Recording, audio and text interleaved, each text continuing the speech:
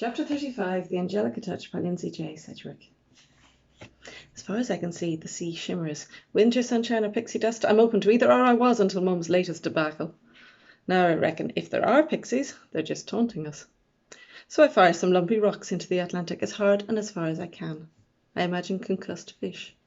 Dad's whale finally getting what it deserves. But it doesn't make me feel any better. Odd to think the next landfall is North America. Stop hovering. Nobody hovers like Grace. It's as if she has this special hovering bottom. We got our first engagement, she says, like for real, falling in love, want to get married, the lot. And you'll never guess who it is. She's like a bouncy little firework. One that spins and whirls in the wrong direction and blows the lids off chimney pots. I'm focusing hard on throwing rocks to smash into little waves while she rabbits on, flinging sparks in every direction, hoping to start a blaze. Mum must have told her where I was. Jonas and Mrs. Willow. Can you imagine?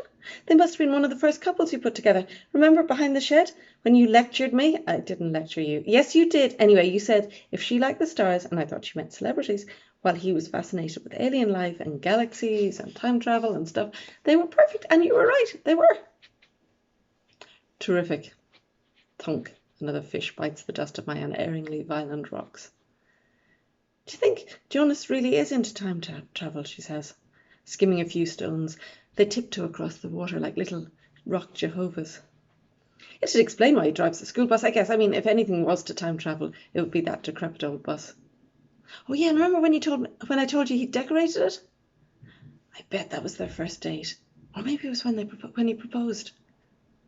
Further down the shore, Dylan helps heave Mr. Ganley's boat off the water.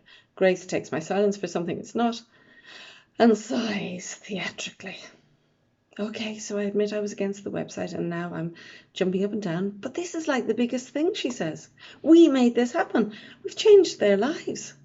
I mean, here they are, living in the same town, miserably lonely, obviously, and pow! Because of us, they find each other's happy ever after is their own.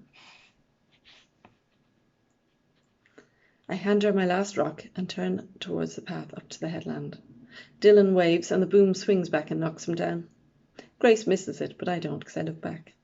Just once. Do you want something, Grace? Apart from spreading the good news about my super duper ultra successful site that works for everyone except, oh yeah, my mum. We should talk about that, she says. What's to say? We stand like that, seagulls screeching overhead. Storm's coming back. She's not sure how to deal with my big angry mess, but then neither am I, and it's my mess, so I start walking up again. Don't know why you're so upset, she says when we finally get onto the headland. It's not as if she actually killed him. I have no answer for this. I kick tufts of grass instead. I mean, that'd be a whole different kettle of fish, and great publicity for the hotel. You could host murder mystery weekends. She sees my expression. That was a joke. Ha ha, so now it's a joke. I was trying to cheer you up, she says. I push past. Licky, stop, I didn't mean it. All I wanted, I say, was to make my mum happy. Was that too much to ask? Grace has the kudos to look demure, but not for long. It's not all bad, she says. Simon says you're a genius.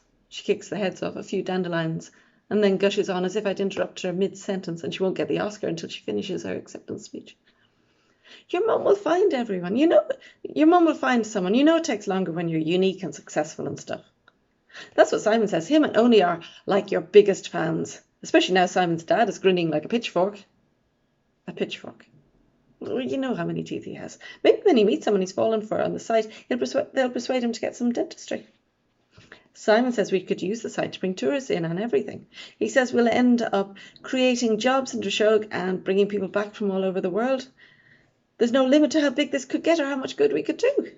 The town could come alive again, and that'll all be down to you. Simon says.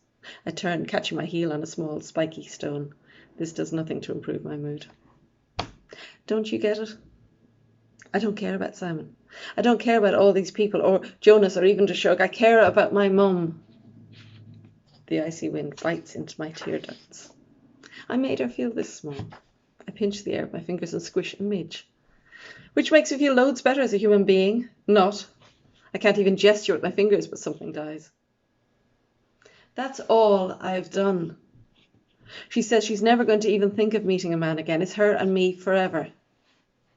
I turn towards the hotel before she catches me crying because I'm sick of feeling so rotten and wrong. I haven't made her happier, Grace. I've made everything worse. To be continued.